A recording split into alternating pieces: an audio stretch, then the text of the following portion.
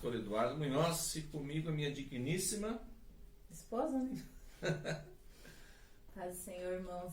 Eliana Munhoz.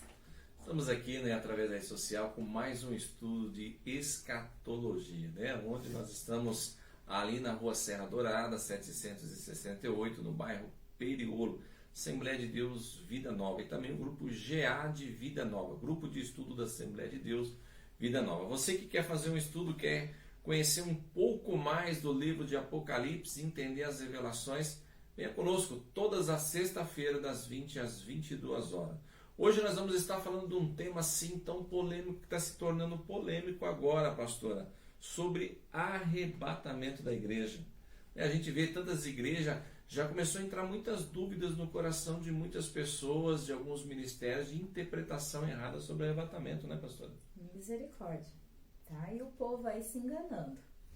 Pessoas achando que Jesus não vem mais, outros dizendo que a igreja vai passar pela grande tribulação, outros falando que Jesus não tem como levar a humanidade para o céu, porque o céu é o habitar de Deus e o homem não entra, não entrou e nunca vai entrar, que o lugar do homem é na terra. Está uma bagunça tão grande e as pessoas estão apostatando da fé, pastor. E para alguns cristãos diz que a morte, né, aquele que morre já veio o arrebatamento. Então, olha, morreu já é arrebatado já, né? Então se contradiz em relação às escrituras, né? É claro que a Bíblia ela é um livro espiritual. Eu sempre falo que a Bíblia não é um livro comum, como a gente compra por aí e se lê. Ela é um livro espiritual, ela precisa do auxílio do Espírito Santo, né? É ele que desvenda os mistérios que tem aqui incluído no seu livro.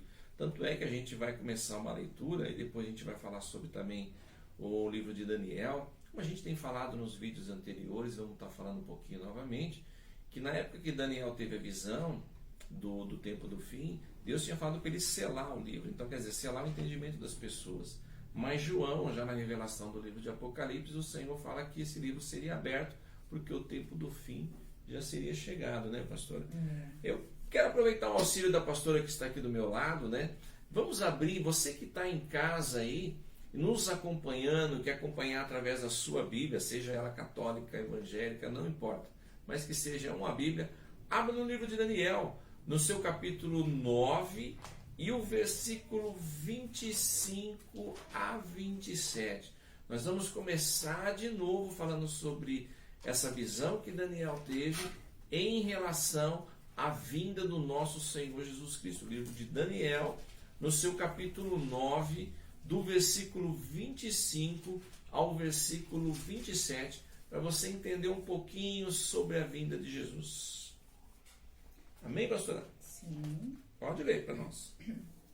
Sabe e entende, desde a saída da ordem para restaurar e para edificar Jerusalém, até o Messias, o príncipe, 7 semanas e 72 semanas, as ruas e as tranqueiras se reedificarão, mas em tempos angustiosos. E depois das 62 semanas será tirado o Messias e não será mais. E o povo do príncipe que há de vir destruirá a cidade e o santuário, e o seu fim será como uma inundação. Até o fim haverá guerra, estão determinadas assolações. E ele firmará um concerto com muitos por uma semana, e na metade da semana será cessar o sacrifício, a oferta de manjares, e sobre as asas das abominações virá o assolador, e isso até a consumação, e o que está determinado será derramado sobre o assolador. Então aqui Daniel está falando do ungido. O ungido viria. Quem que é o ungido? É o Hamashia, né? Nosso Senhor Jesus Cristo. Que ele viria, mas ele seria tirado, ele seria arrancado, e logo depois, né, viria um povo de um príncipe, né?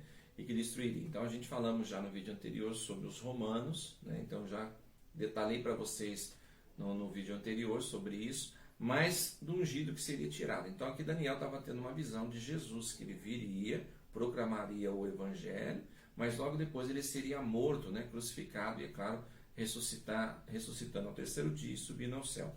Então, nisso daí, a visão de Daniel, ele não teve a interpretação completa, como graças a Deus hoje nós temos, porque foi-se aberto o entendimento, porque até então a profecia seria para os judeus, né? Jesus viria e é claro que instalaria, né, na terra um governo messiânico, né, um governo do ungido de Deus, que Israel seria a cabeça, né, do mundo.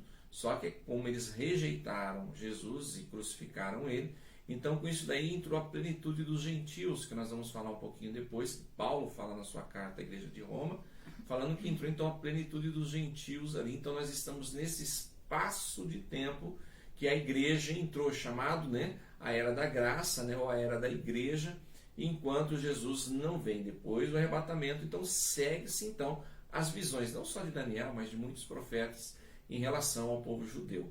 Mas eu gostaria também, pastora, que abrisse a palavra do Senhor no livro de Lucas, né, o Evangelho de Lucas, no seu capítulo 4, versículo 18 e 19.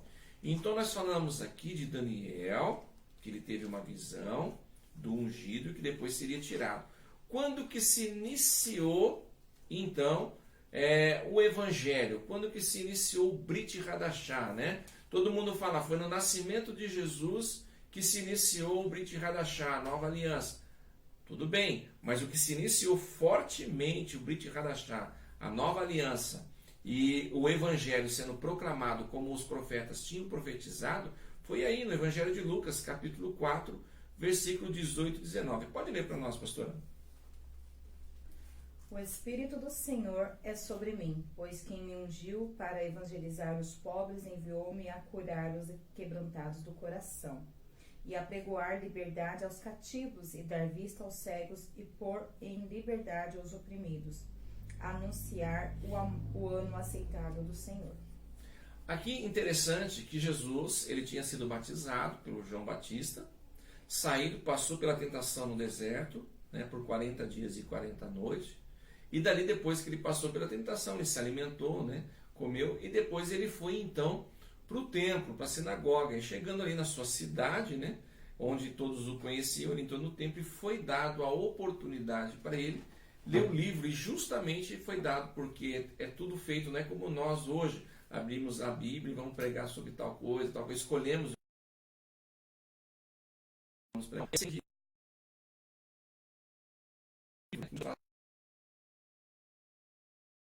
Então, e assim, o livro de Isaías estava falando do Messias, né?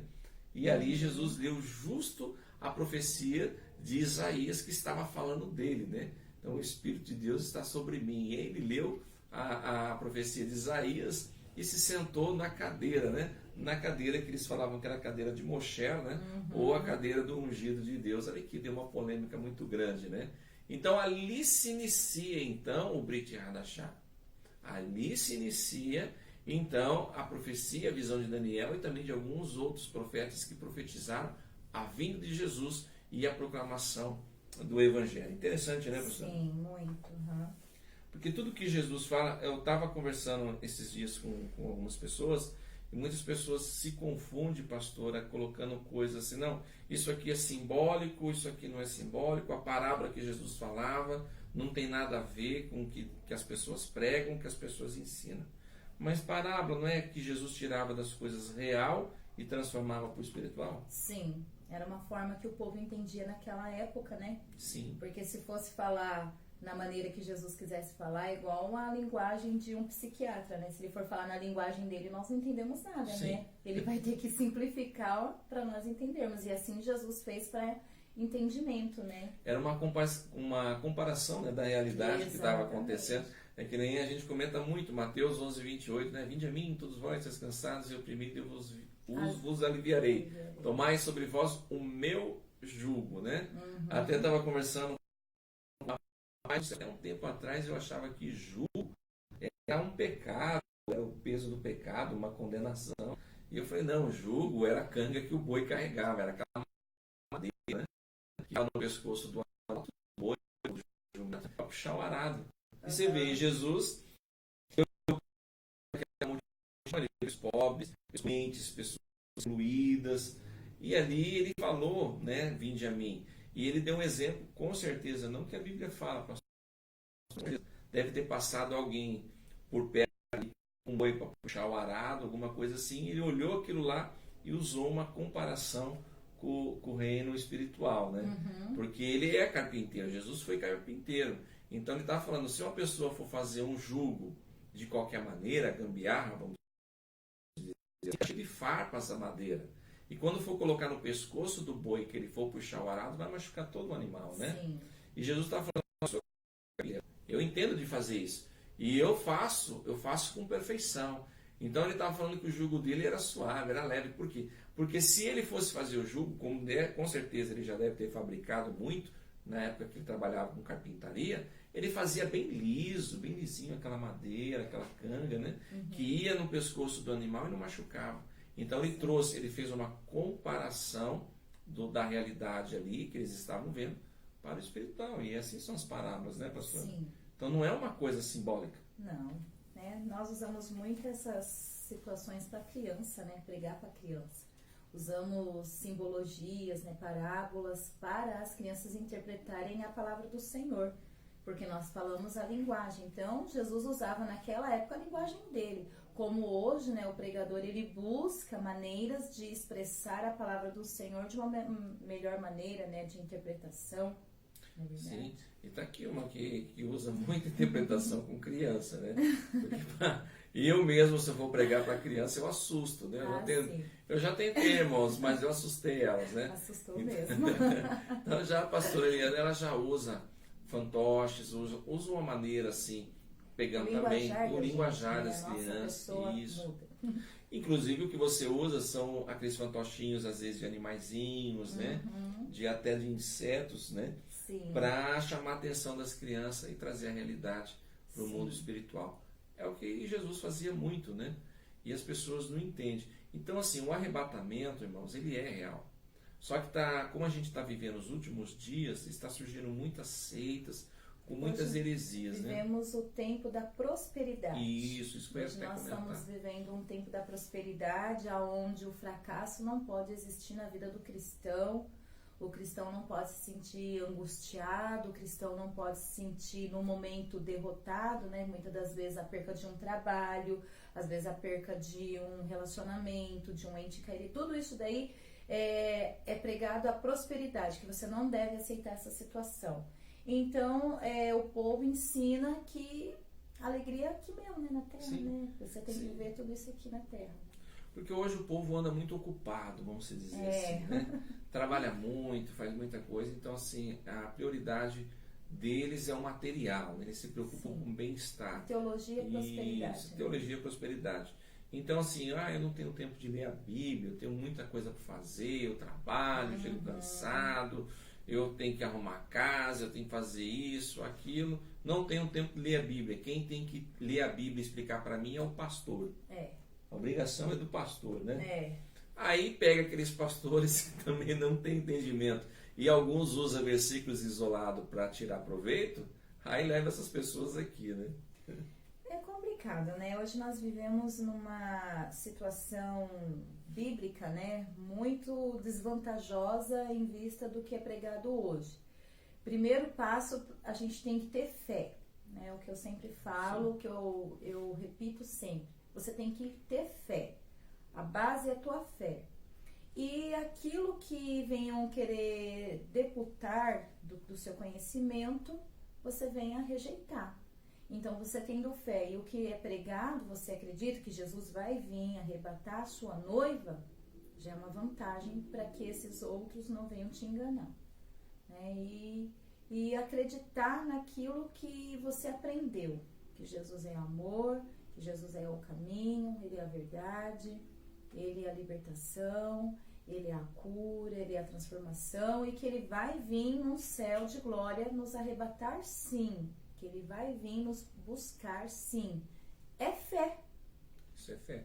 Verdade. Ou você crê, ou você não crê. Não tem? Não tem outro caminho, não tem outra lógica. A gente tem que crer, né, no arrebatamento da igreja. Que nem a gente viu aqui Daniel, né? Claro, eu posso pegar outras referências que falam sobre isso. Né? O próprio profeta Isaías, né? A gente depois vai ver Zacarias, ele já fala da sua segunda vinda, né? Mas assim, tem muitas passagens que a gente pode utilizar. Sim. Falando do arrebatamento, a gente vai falar, né? Eu quero só dar uma introdução para você no que acontece nos dias de hoje, que muitas pessoas estão apostatando da fé e estão deixando de acreditar no arrebatamento, porque pegam versículos isolados. Quer ver? Ó, o Salmo 115, eu vou ler para vocês aqui, o Salmo 115 e o versículo 16 diz assim: Hashem não deu o céu, Hashem é santo, né? Ou bendito. Hashem não deu o céu aos homens, os céus são os céus do Senhor, mas a terra deu-a ele aos filhos dos homens. Ou seja, o céu é do Senhor. O céu ele não deu aos homens. O céu é os céus, é o céu do Senhor. A terra ele deu aos homens. Salmo 115, 16. Mas tem mais. É só alguns versículos isolados que eu vou pegar para vocês entenderem o que muitas pessoas estão pregando hoje. Depois eu vou estar explicando. Por exemplo, Atos dos Apóstolos, capítulo 7, o versículo 49 diz: O céu é o trono de Hashem. O céu é o meu trono, e a terra o estrado dos meus pés. Que casa me edificareis? Diz o Senhor, o qual é o lugar do meu repouso. Aí eu te digo uma coisa, pastora. Muitas pessoas, você vai falar um assunto que é a realidade, não, isso é simbólico. Quando fala morte é um sono, não, a pessoa morreu, está dormindo. Ele vai só no dia do juízo final, que ele vai ser ressuscitado, ou só aqueles que foram salvos no arrebatamento. A morte é um sono. Deixa bem claro isso, que é um sono. As pessoas morreu, dormiu. Tá.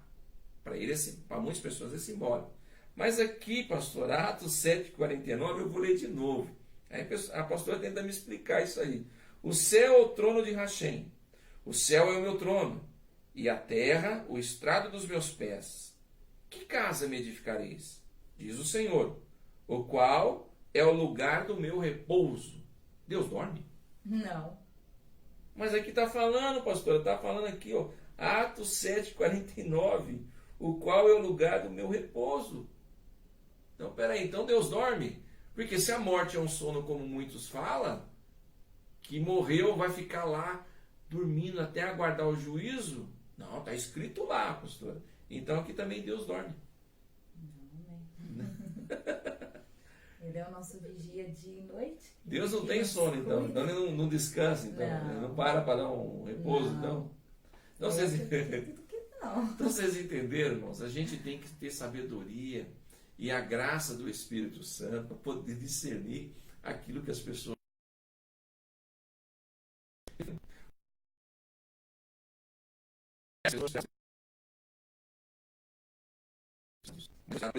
Na perseguição, ele escrevia salmos. Salmos são louvores, poemas. Então, muitas vezes, no momento de perseguição, de tristeza, alegria, ele escrevia aquilo que ele estava sentindo. Mas tudo aquilo que ele estava sentindo foi inspirado por Deus, que Deus permitiu que se colocasse na Tanakh, né? na Bíblia. Então, assim, aí as pessoas, não é que Davi teve uma visão espiritual, pastora, que ele viu os céus ali, ele viu Deus sentado no trono, e aí ele viu Deus cochilando. Por isso que ele escreveu repouso. Bom, não, tem um significado. A gente tem que ter um pouquinho de sabedoria, coerência. Né? Ó, outro, ó. Salmo 37, 29. Juntos herdarão a terra. Justos herdarão a terra. Os justos herdarão a terra e nela habitarão para sempre. Está falando. Então eu vou dizer uma coisa, pastor. Então aqui tem vários versículos. Aí senão vai prolongar o vídeo. Tem vários. Eu peguei só alguns que diz que o homem não vai subir ao céu. Porque aqui a gente viu várias passagens, e tem muito mais, que a terra foi dada para o homem. Não tem como o homem subir ao céu. Jesus disse que nenhum homem subiu ao céu, somente aquele que já morava, que foi ele próprio. Aí vai contradizer Paulo na sua carta, primeira carta de Paulo à igreja de Tessalônica, no capítulo 4, 13, que a gente vai ver depois, que fala que nós subiremos ao céu ao encontro do Senhor. Só que tem um porém, pastor, que as pessoas não entendem. O homem não vai subir ao céu com este corpo. Paulo não falou que o nosso corpo vai ser transformado? Sim, mas tem um louvor que fala os fiéis transladados.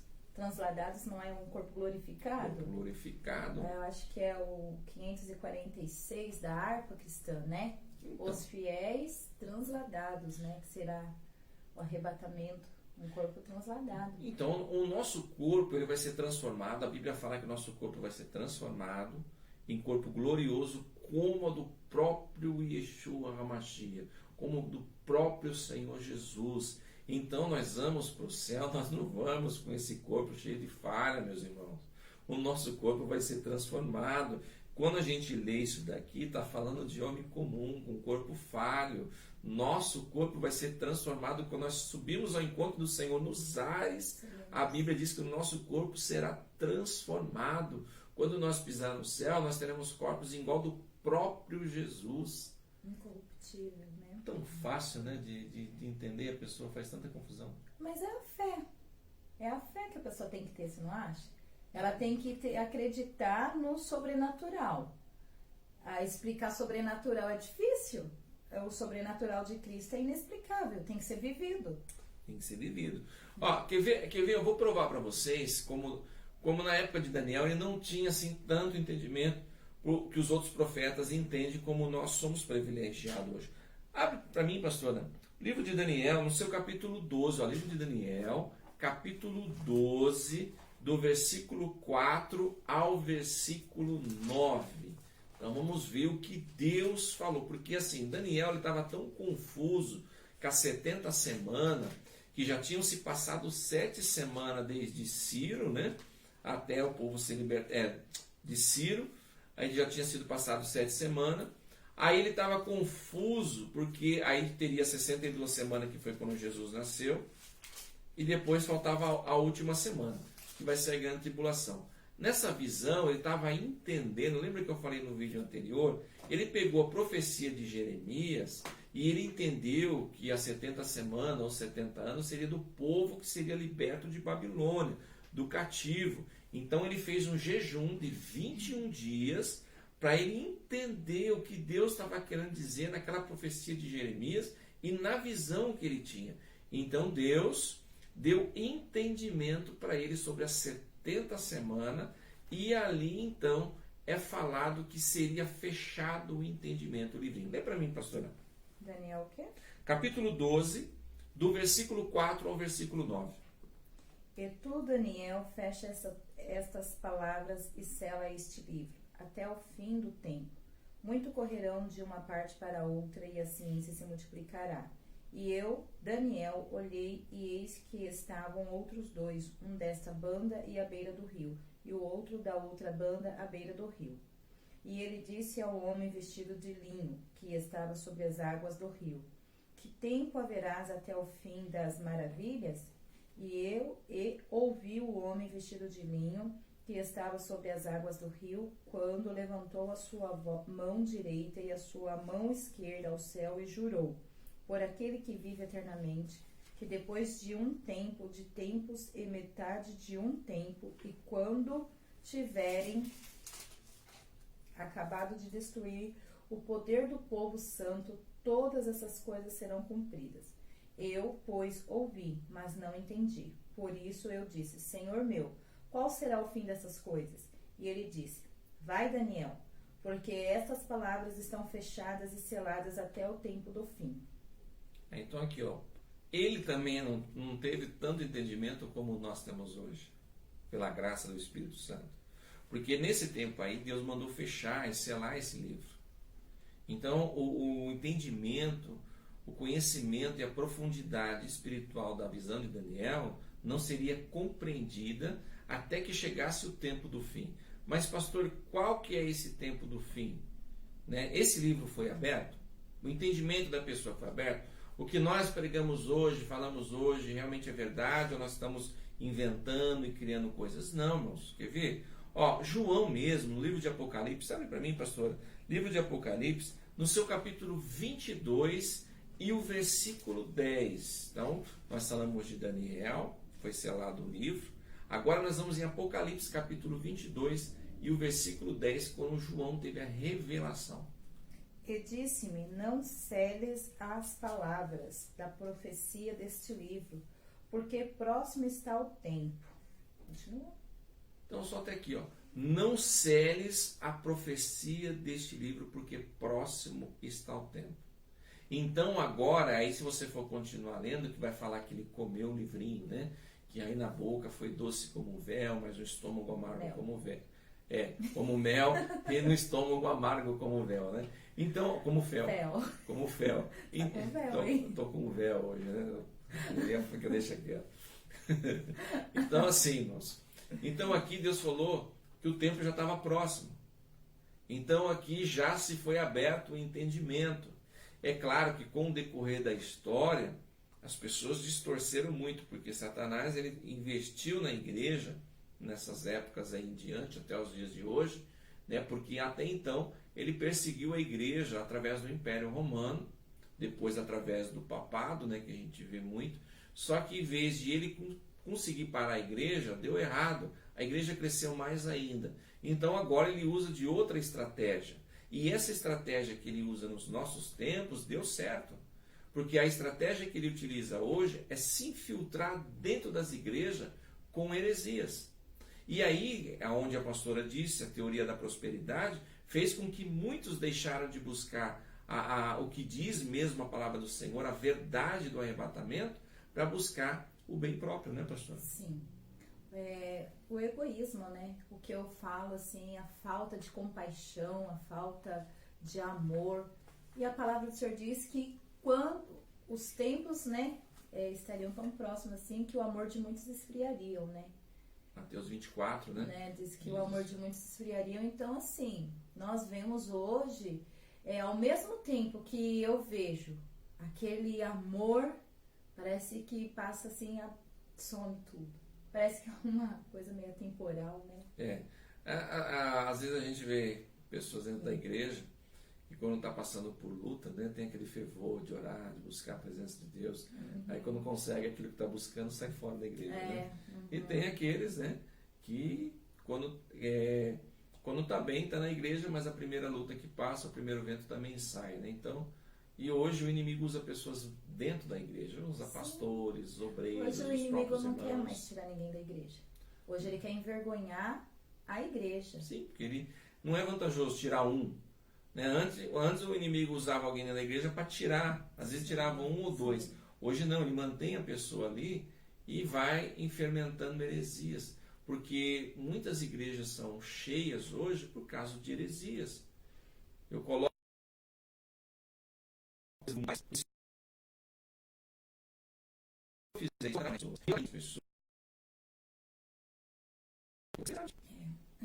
mas se eu pregar realmente a verdade, a minha igreja não vai ser tão cheia. Graças a Deus que a nossa é.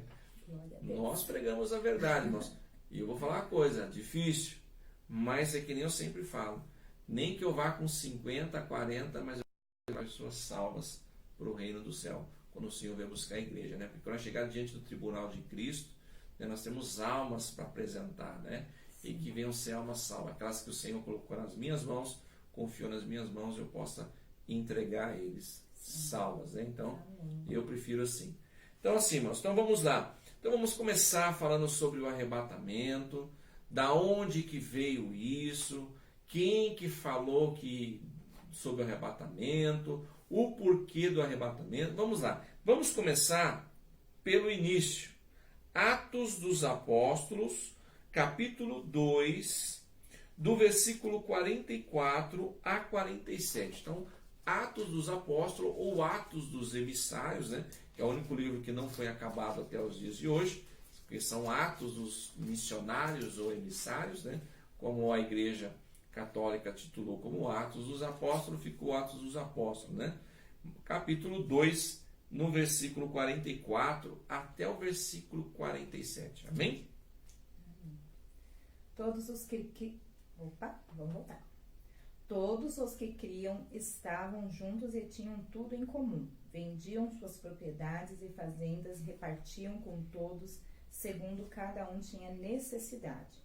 E perseverando unânimes todos os dias no templo e partindo o pão em casa, comiam juntos com alegria, singeleza de coração, louvando a Deus e caindo na graça de todo o povo. E todos os dias acrescentava o Senhor à igreja aqueles que se haviam de salvar. Agora, por que o povo estava unânime? Eles estavam unidos num pensamento só, em alegria, vendendo as suas propriedades, depositando aos pés dos apóstolos. Por causa desse mesmo livro, Atos dos Apóstolos. Agora, pastora, capítulo 1, versículo 10 e 11. Quer ver o porquê que eles estavam assim? Aí eu vou explicar para vocês. 10 e 11. 10 e 11. E estando com os olhos fitos no céu, enquanto ele subia, eis que junto deles se puseram 2 varões vestidos de branco, os quais lhe disseram: Varões Galileu, por que estáis olhando para o céu? Esse Jesus, que dentre vós foi recebido em cima no céu, há de vir assim como para o céu o vistes ir. Então aqui nós vemos, foi a primeira deixa que Jesus deixou. É claro que ele pregou falando que ele viria, ele falou do arrebatamento.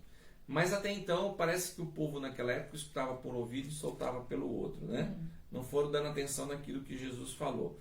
Então aqui, depois que Jesus ressuscitou, parece que a mente deles foi abrindo, né? Claro que depois do derramamento do Espírito Santo no capítulo 2, né, o entendimento se abriu mais, né? Mas então, eles ficaram com os olhos fitos no céu, vendo Jesus subindo, e os anjos, né, que estavam ali, falou para eles que mesmo o Senhor que estava subindo iria voltar. Então aqui, esses varões estavam testemunhando que Jesus voltaria. Esse voltaria de Jesus tem 2 fases, irmãos. A primeira fase, ele não vai pisar na terra. Ele virá até as nuvens de uma forma invisível aos olhos humanos, que é onde acontecerá o arrebatamento da igreja. E depois, no final da grande tribulação, que aí então se complementa a profecia de Zacarias, capítulo 14, versículo 4, que Jesus vem então e desce até o Monte das Oliveiras, que aí seria a sua segunda vinda com implantação do milênio. Então, como a pastora leu no capítulo 2, 44 a 47, as pessoas estavam ali esperando a vinda de Jesus, pastor. Pensa bem, pastor, nós andamos com Jesus. Ou nós nem andamos, mas aí nós vemos os apóstolos que andaram com Jesus. Pregou para nós, nós acreditamos. Aí nós acreditamos porque eles falaram que viram Jesus subindo e 2 varões, 2 anjos falaram que iria voltar. Certo. Se nós acreditamos nisso, nós temos muitas propriedades. Para nós vai interessar a propriedade que nós temos? Nós vamos querer viver 100% na obra, né? Isso, Nós vamos querer viver 100% da obra, por quê? Porque eu quero que Jesus venha e encontre eu sem falha. Eu quero subir. E é o que estava acontecendo no versículo 44 a 47. As pessoas achavam que Jesus viria na época deles, no tempo deles. Então muitos vendiam suas propriedades, depositavam nos pés dos apóstolos. E o que é interessante, pastor, é que os apóstolos não pegavam o dinheiro para andar de carrão. Naquela época não tinha carro, né?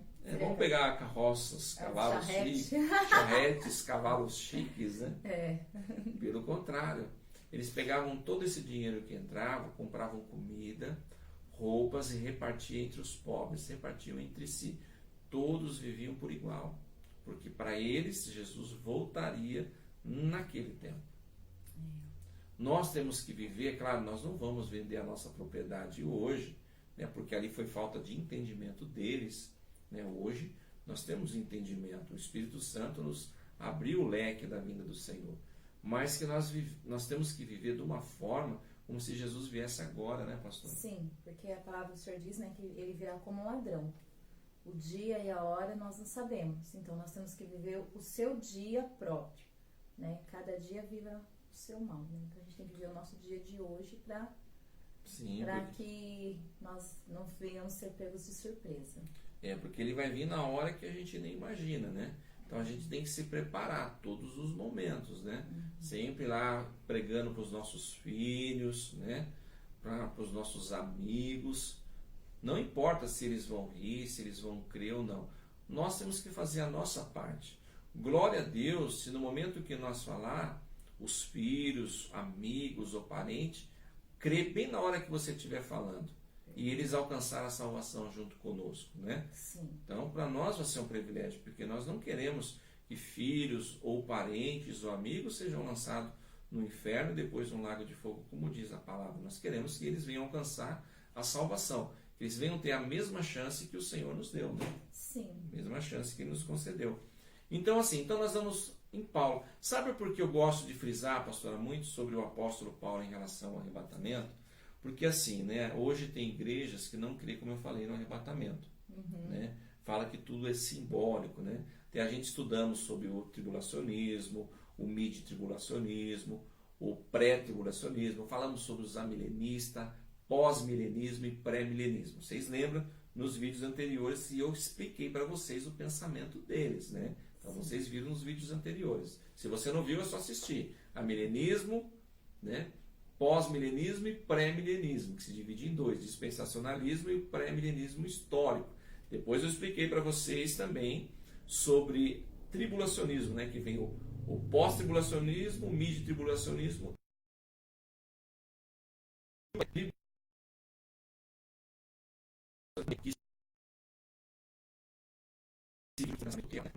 apóstolo Paulo.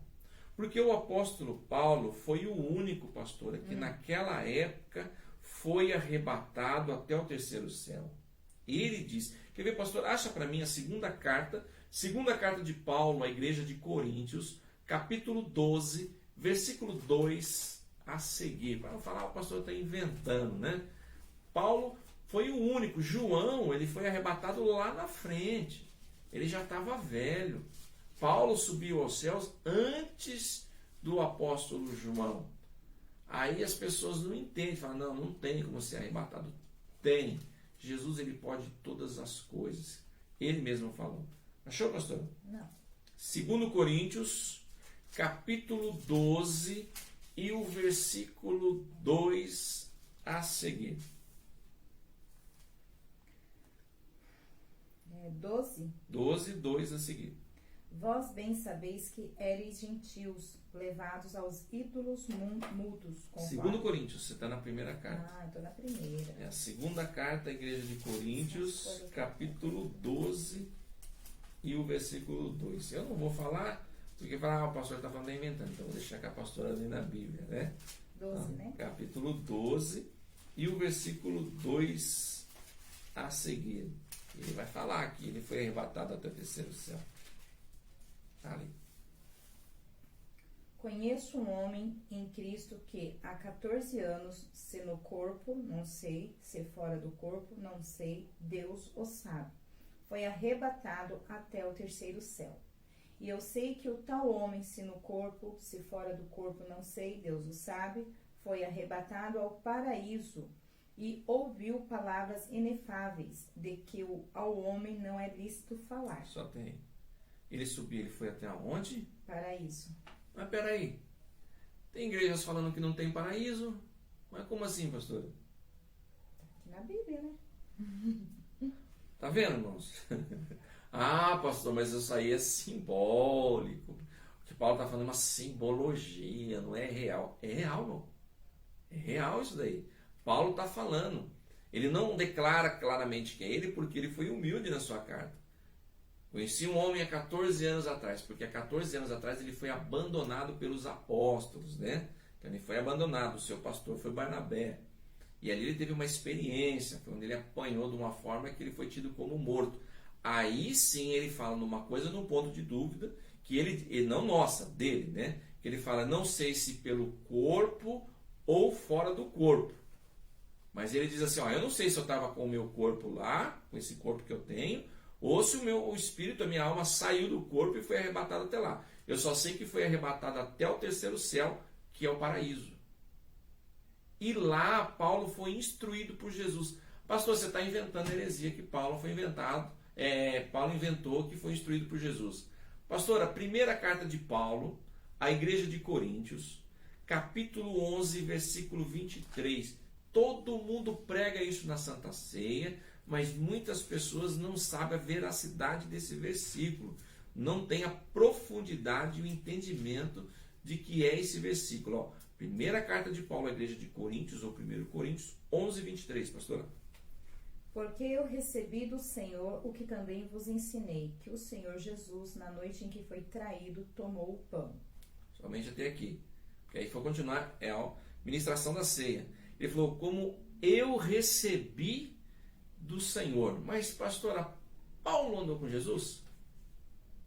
Ele foi discípulo de Jesus? Ele andou junto com Pedro? Ele ceiou com Jesus? Não. Mas como que ele fala que recebeu de Jesus? Então está errado a Bíblia. Porque aí ele teria que falar assim, como eu aprendi com Pedro, como eu aprendi dos apóstolos, assim vos ensino. Na noite em que Jesus foi traído, tomou o cálice, disse, esse é o Brit Hadashah, é a nova aliança, o meu sangue derramado, esse é o Matzah, o meu corpo que será dado por vós. Mas ele não fala isso. Ele fala que recebeu de quem? Do Senhor. Como eu recebi do Senhor. Então Paulo, ele foi arrebatado até o terceiro céu, do paraíso. Ele foi instruído por Jesus, que dá a entender, né, pastor? Sim.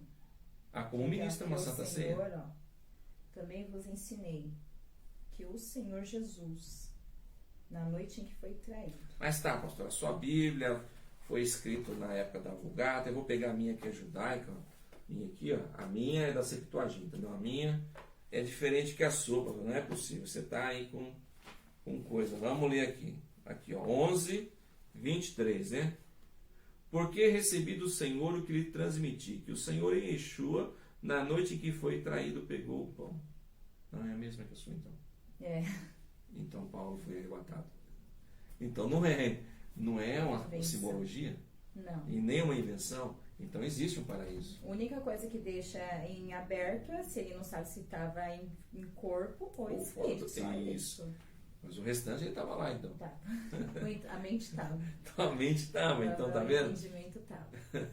Aí o interessante é que ele escreve na carta aos Romanos, pastor, acho para mim, Romanos 11:25. Ele escreve algo interessante, as cartas aos Romanos, porque assim, naquela época eles estavam muito preocupados em relação às pessoas que iam morrendo, né? E eles ainda achavam que aqueles que morressem ficariam num sono e não seriam arrebatados se Jesus viesse, né? Eles iam ficar ali, né? Uhum. Mas pode ler, pastora. Romanos 11:25. Vamos ler lá. Vamos sempre confirmar na Bíblia, né?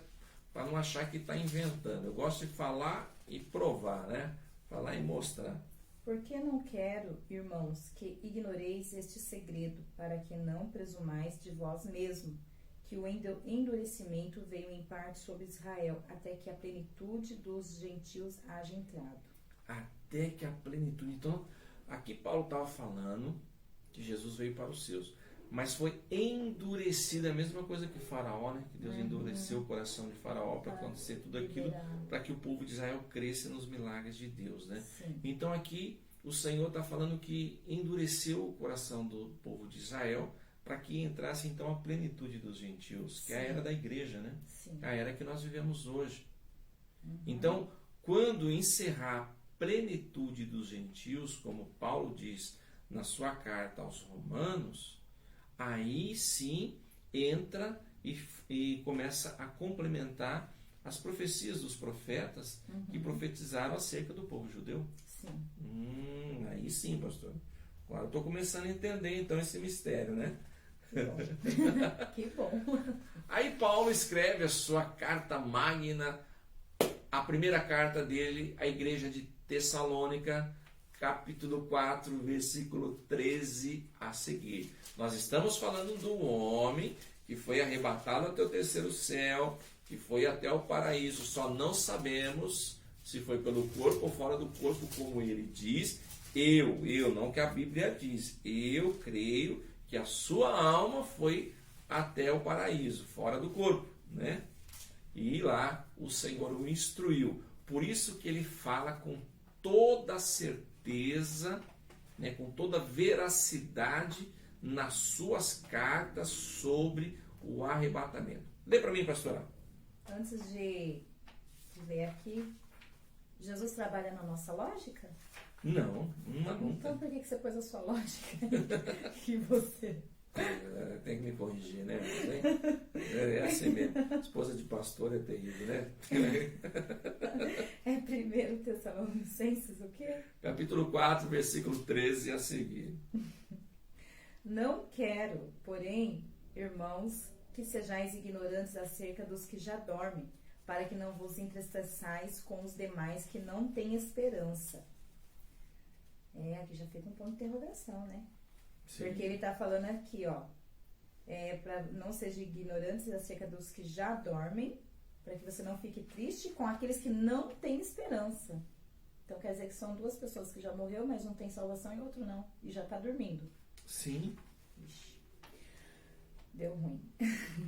Porque se cremos que Jesus morreu e ressuscitou, assim também aos que em Jesus dorme, Deus os tornará a trazer com ele.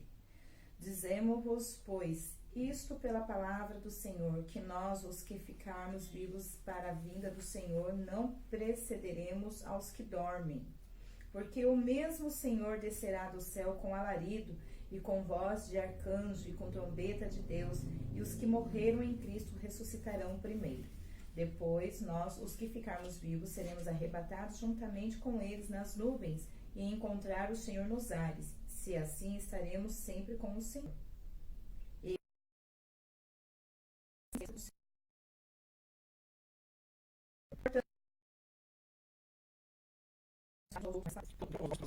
Uns aos outros com essas palavras.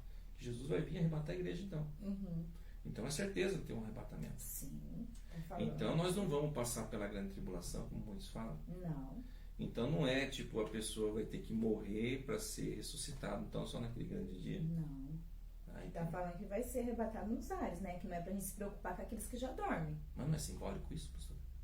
Não parece, não. Isso aqui parece uma carta escrita muito real. É uma orientação muito forte. Tá vendo, irmãos?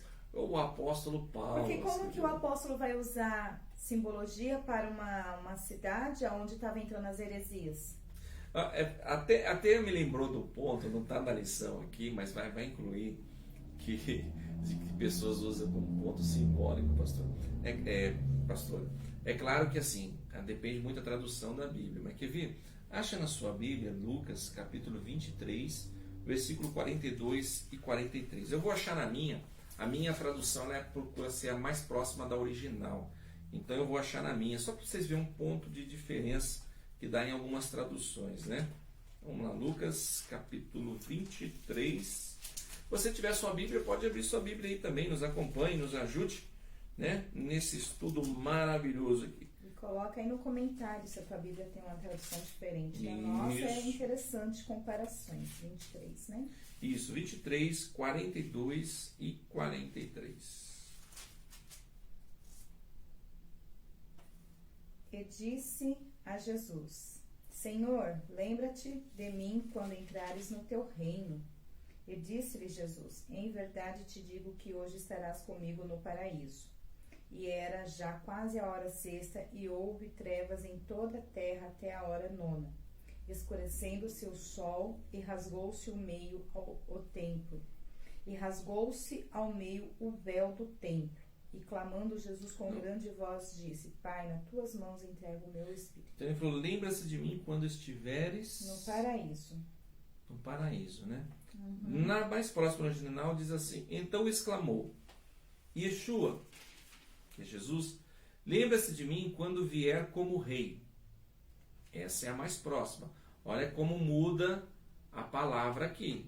Uhum. Aqui ele viu escrito lá Yeshua, Yeshua Melech Yehudim, né? O Jesus Nazareno, rei dos judeus. Yeshua Hanatzaré Melech Yehudim.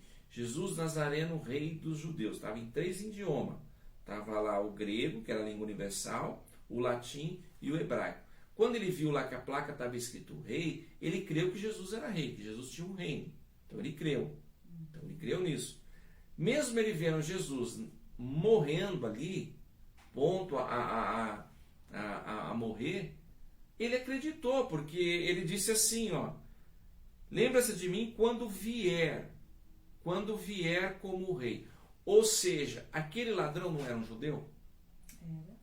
Todo judeu, eu acho interessante, eles aprendem a Torá desde pequenininho. Por mais que ele era um ladrão, não sei qual foi o crime, porque crime de crucificação era os crimes mais perversos para ser crucificado, porque senão era simplesmente levado chicotada, mas ele foi crucificado também. Então o que ele fez não foi coisa boa, mas ele tinha um conhecimento.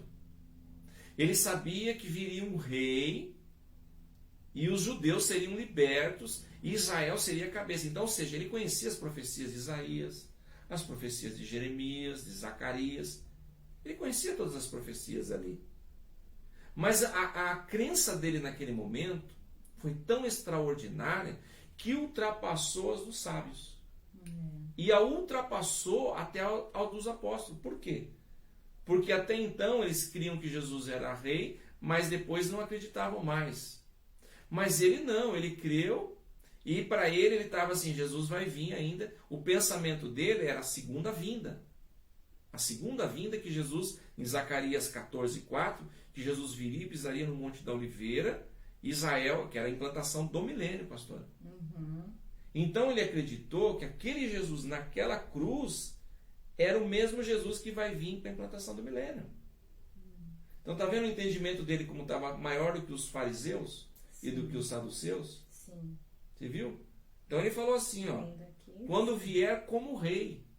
Aí Jesus, aí como tem um paraíso, ó, que o pessoal fala que não, que isso é simbólico, ó. E Yeshua lhe disse, sim, eu lhe prometo que você estará hoje comigo no Gan Eden, ou no paraíso. Hoje estará comigo no paraíso. Pastor, isso é simbólico? Não, né? Que não parece. Foi paf-puf, né? Paulo esteve com Jesus no paraíso, né? E também ele perguntou e Jesus respondeu. Foi paf-puf, não foi parábola. Foi Jesus, feedback, né? Jesus não fez uma parábola, não fez uma hermenêutica para falar com o ladrão da cruz, Não. uma homilética para falar com o ladrão. Foi um feedback rápido. Foi rápido, hoje mesmo estará comigo. Que bom, né? Agora tá vendo o entendimento dele? Para os fariseus e para muitos, aquele Messias não era o Messias que eles estavam esperando, não. Que é o que eles estavam aguardando para a implantação de um governo aonde Israel seria a cabeça. Mas aquele ladrão creu que aquele Jesus na cruz é o mesmo que vai vir na sua segunda vinda. E Jesus falou, hoje mesmo estará comigo no paraíso. Tá vendo, irmão? Nós vamos finalizar rapidinho, vamos adiantar. Eu vou ler algumas passagens aqui, para vocês entenderem aqui. Vou pegar aqui, primeiro tem 1 Crônicas, que diz assim, eis aqui vos digo um mistério, na verdade nem todos dormiremos, mas todos seremos transformados no momento, num abrir e fechar de olhos. Então quer dizer que nós vamos ser transformados. Você disse que leu em 1 Crônicas? Não é Crônicas, né? Você leu em Coríntios? Na sua tá? Não, o que você leu agora, você falou Crônicas. Não é Crônicas, né? É Coríntios. 1 Coríntios. Eis aqui vos digo um mistério. Na verdade, nem todos dormiremos, mas todos seremos transformados no momento, no abrir e fechar de olhos, ante a última trombeta. Porque a trombeta soará, e os mortos ressuscitarão incorruptíveis, e nós seremos transformados. Onde está, ó morte, o teu aguilhão? Onde está o inferno, a tua vitória? Ora, o aguilhão da morte é o pecado, e a força do pecado é a lei. Mas, graças a Deus, que nos dá a vitória para nosso Senhor Jesus Cristo. Aí, carta de Paulo a Roma, né? Romanos 8:29 diz, porque os que dantes conheceu, também o predestinou para serem conformes à imagem de seu Filho, a fim de que ele seja o primogênito entre muitos irmãos. E Filipenses 3:20-21 diz, mas a nossa cidade está nos céus, donde também esperamos o Salvador, o Senhor Jesus Cristo, que transformará o nosso corpo abatido para ser conforme o seu corpo glorioso, segundo o seu eficaz poder de sujeitar também assim todas as coisas. Pô, aí então contradizeu tudo aquilo que eu li no começo, pastor? Estou engolindo. É que às vezes a gente está falando hebraico, aí vai com a língua, depois começa a enrolar, vai desaprendendo o português. Mas, irmãos, nós vemos no início falando que o céu não é do homem. Não foi isso? Foi. Não é isso que as igrejas estão ensinando? Sim, que é pra gente estar... Mas aqui ele está falando, mas a nossa cidade está no céu, de onde também esperamos o Salvador, o Senhor Jesus Cristo. Inclusive tem muitos louvores, né, falando da linda cidade, a gente cantamos hinos da harpa, da linda cidade, né, e assim vai indo, né. Pastor, deixa eu te perguntar Sim. aqui. Ora, o aguilhão da morte é o pecado. Então, o aguilhão da morte é o pecado, certo? Uhum. E a força do pecado é a lei. Então, é que Jesus veio para cumprir a lei. E não para implantar ela. As pessoas não entendem. Até a pastora entrou no assunto de lei. Eu vou pegar, filho, vou bater. Talvez as pessoas não vão gostar do que eu estou falando. Mas aí depois vocês podem comentar mais coisas sábias, não? Se for falar, comente coisas sábias para nos ajudar Porque também. Se falar denegrição, Sem denegrir, né, irmãos? eu bane do Face. Traga coisas sábias. Fala, não, pastor, não é bem assim. Edificadoras, né? Edificadora para nos ajudar no estudo. Você vai estar nos ajudando no estudo aquelas pessoas que estão nos assistindo. Tá, se eu for implantar a lei, por exemplo, eu não vou comer carne de porco, porque na lei não pode comer carne de porco porque tem os animais imundos, tá bom. Aí fala assim, pastor, você vai comer um urubu? Urubu é imundo. Irmãos, eu sei, irmãos, eu sei.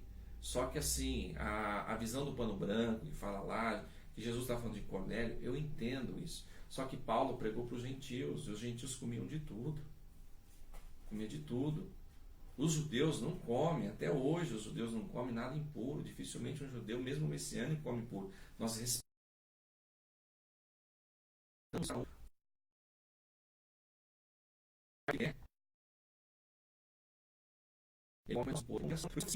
no geral. Primeiro, o dia de descanso é o Shabat, é o sábado. Isso é bíblico. O domingo é veneração ao Deus Sol.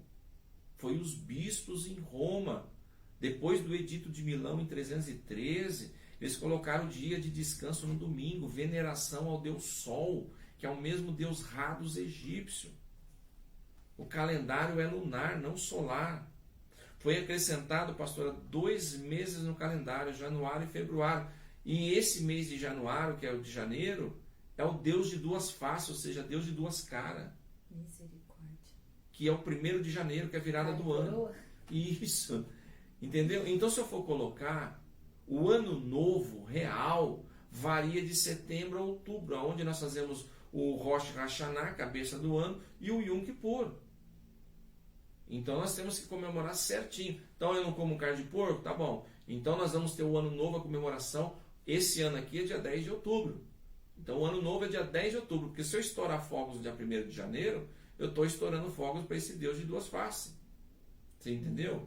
Aí quem trabalha no sábado não pode trabalhar no sábado. Pastor, mas aí é simbólico, Deus entende. Pô, então Deus entende quando é negócio para mim, quando é vantajoso para mim.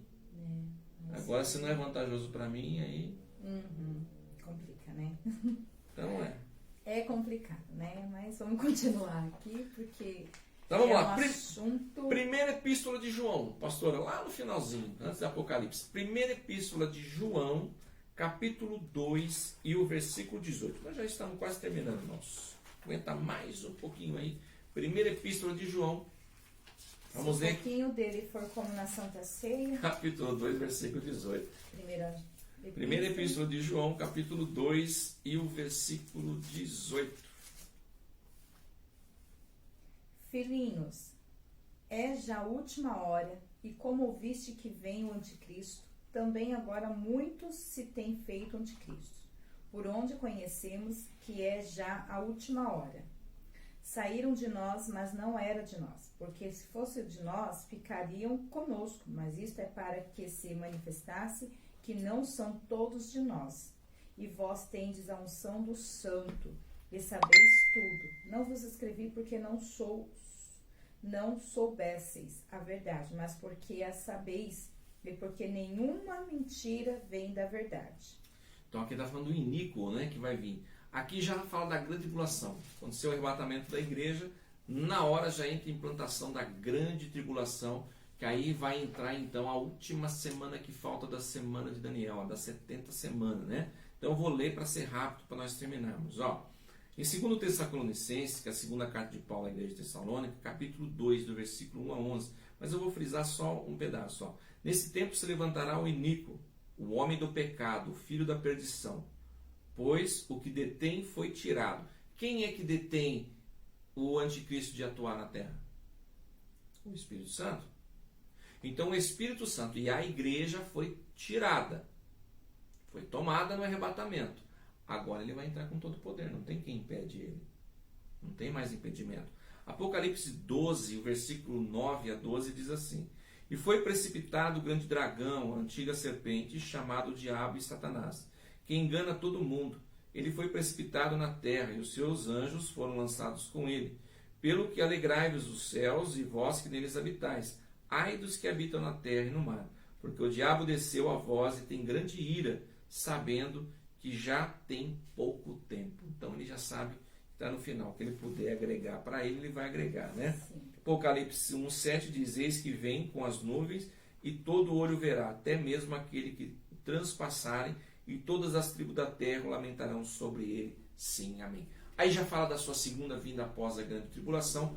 Isso eu vou estar falando no próximo estudo, né? Vou deixar um pouquinho para depois. Então eu quero agradecer a todos, né, que estiveram nos assistindo, tendo a paciência desse vídeo. Eu sei que é um pouquinho extenso, mas é a palavra do Senhor que você está aprendendo, né? Então eu agradeço a todos, um grande abração do seu pastor Eduardo Munhoz. E da pastora Eliana Munhoz. Deus abençoe a tua vida, em nome de Jesus. Um shalom Adonai Lehor Toner, paz do Senhor a todos do Face, amém? Deus abençoe a todos. Shalom Adonai Lehor Toner, né? Paz do Senhor a todos do Face, da rede social. Sou o pastor Eduardo Munhoz, e comigo a minha digníssima esposa, né? Paz do Senhor, irmãos. Eliana Munhoz. Estamos aqui, né, através da rede social, com mais um estudo de escatologia, né? Onde nós estamos ali na rua